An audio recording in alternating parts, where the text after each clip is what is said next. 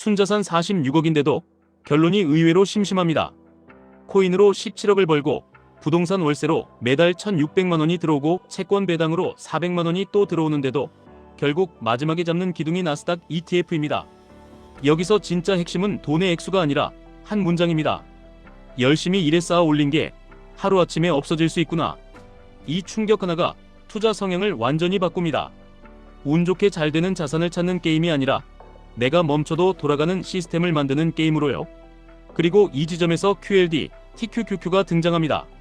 많은 분들이 레버리지를 위험한 도박이라고만 보시는데 이걸 도박으로 만드는 건 상품이 아니라 규칙 없는 진입과 규칙 없는 버팀입니다. 반대로 말하면 규칙이 있으면 레버리지는 속도를 만들어주는 도구가 됩니다. 단 조건이 있습니다. 속도를 얻는 대신 흔들림도 같이 얻습니다. 그 흔들림을 견딜 구조가 없으면 속도는 독이 됩니다. 이 파이어족도 똑같은 과정을 밟았습니다.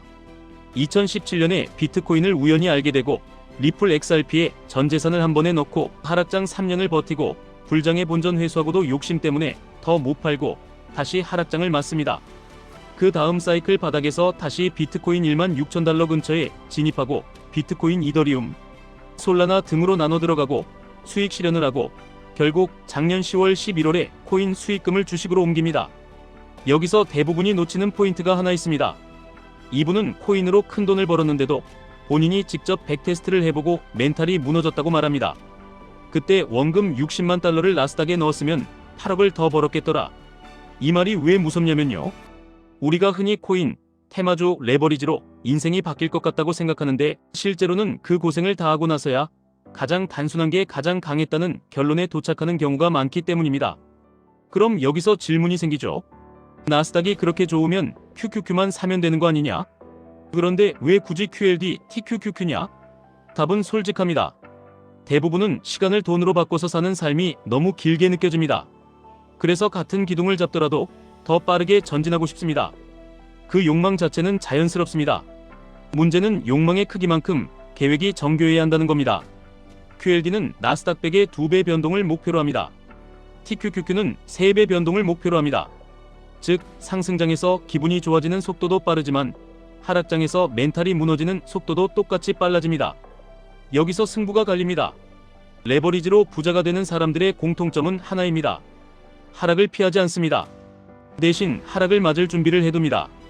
준비라는 건 멋있는 단어가 아닙니다. 아주 현실적인 3가지입니다. 비중, 현금, 탈출 규칙입니다.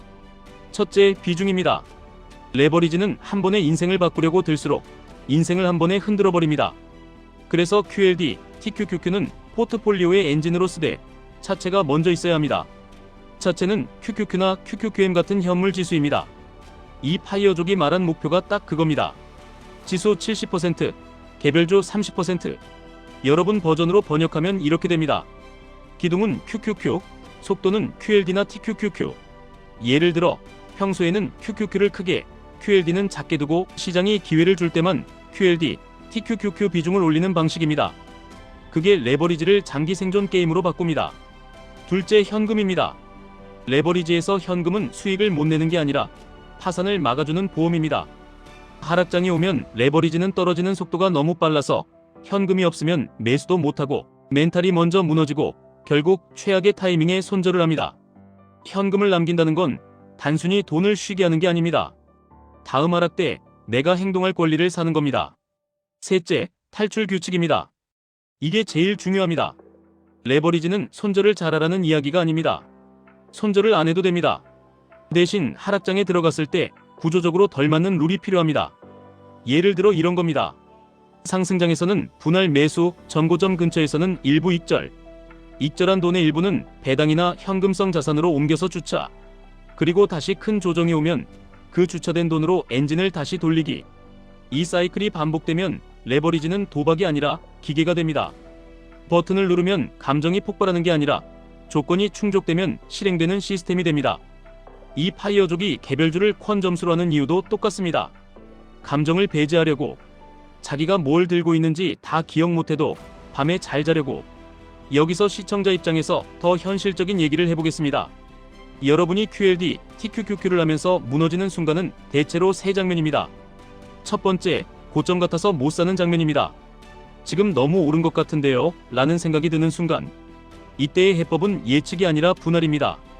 고점인지 저점인지 맞히는 게임을 벌이고 기간을 쪼개서 들어가는 겁니다. 그러면 고점 공포가 줄어듭니다.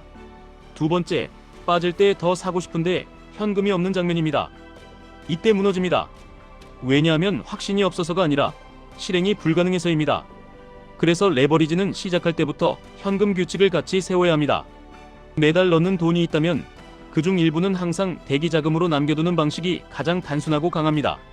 세 번째, 반등이 와도 본전이 멀어서 팔지 못하는 장면입니다. 레버리지는 여기서 시간이 길어지면 감정이 갉아먹습니다.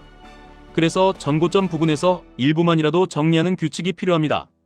전량 매도가 아니라 일부 익절입니다. 일부라도 현금화가 되면 다음 조정에서 다시 살 수 있고 그게 결국 평균 단가를 구조적으로 유리하게 만듭니다. 이제 예상 질문들, 가장 많이 나오는 것들로 정리해드리겠습니다. QLD랑 TQQQ 중에 뭐가 더 낫나요? 둘 다 나스닥을 기반으로 하지만 사람의 체질이 다릅니다. 잠을 잘 자고 싶으면 QLD가 훨씬 낫습니다.